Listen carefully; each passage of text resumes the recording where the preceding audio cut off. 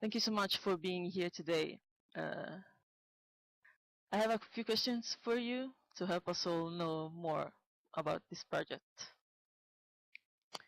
So the first one is, where did the idea for this project come from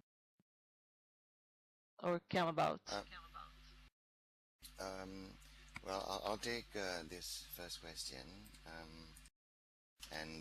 I know you did mention this, Electra, but just a bit more background again. So the Freedom Project called on artists and filmmakers and writers from around the world to show us how virtual worlds have helped numerous people from all walks of life to overcome the seemingly insurmountable challenges that real life had put on some.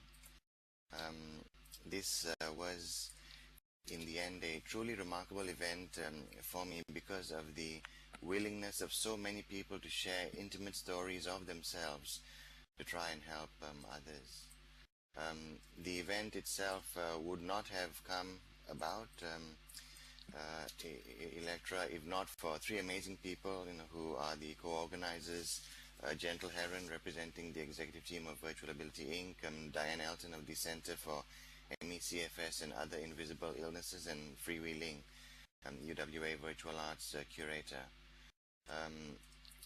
Diane Elton, whom I have met in real life in Perth, and who has been tirelessly working to help others who may have had numerous challenges in real life, was one of the inspirations for me to start with the Freedom Project.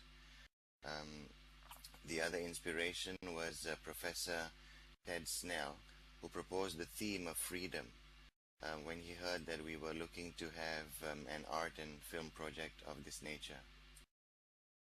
Most importantly, the inspiration comes from artists and filmmakers and writers from around the world who have been willing to share and show how virtual worlds have helped numerous people from all over to overcome these challenges.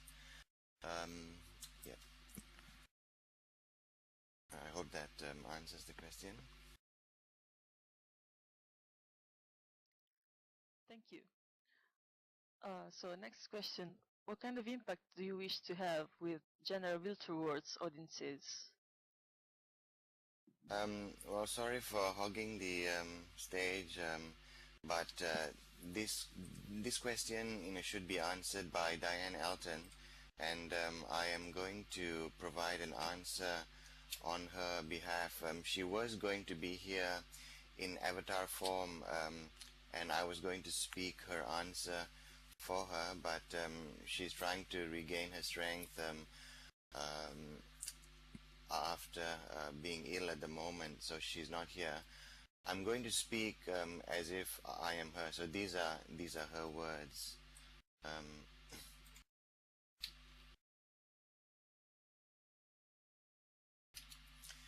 I'm part of the organizing committee, and I represent the Center for MECFS and Other Invisible Illnesses in Second Life. ME is the acronym for myalgic encephalomyelitis, and the acronym for CFS is chronic fatigue syndrome. ME is a little understood illness, even for those who have it. At the Center in Second Life, we provide help and support for those with ME, CFS, and other invisible illnesses. Members can attend guided relaxation sessions 4 times a week to help manage pain and symptoms.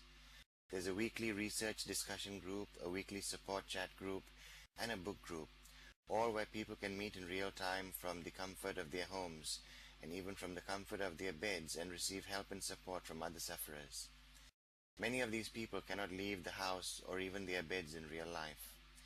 The center also houses a resource library and a creative works gallery.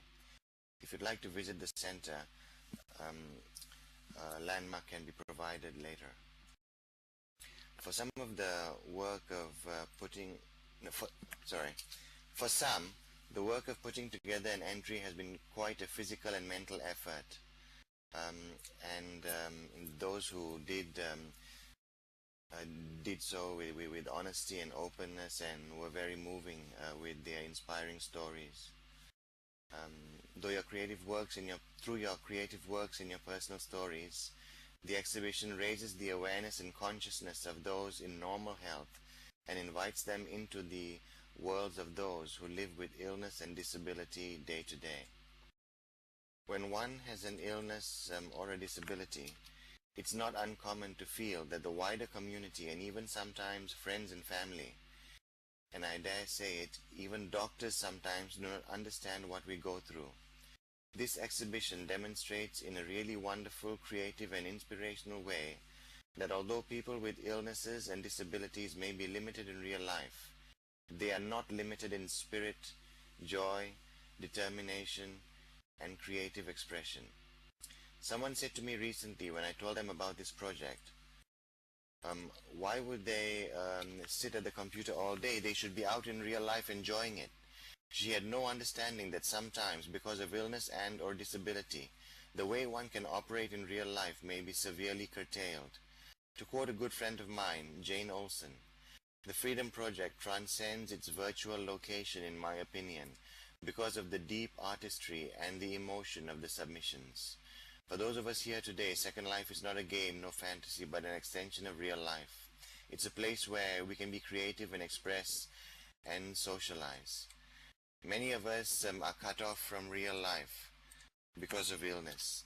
However, Second Life should not be seen as separate or alien from real life. Rather, it is an extension of it, providing an opportunity for those who are otherwise isolated to participate in a wide range of events. It also allows us to connect with others, be they healthy or challenged physically or mentally in some way.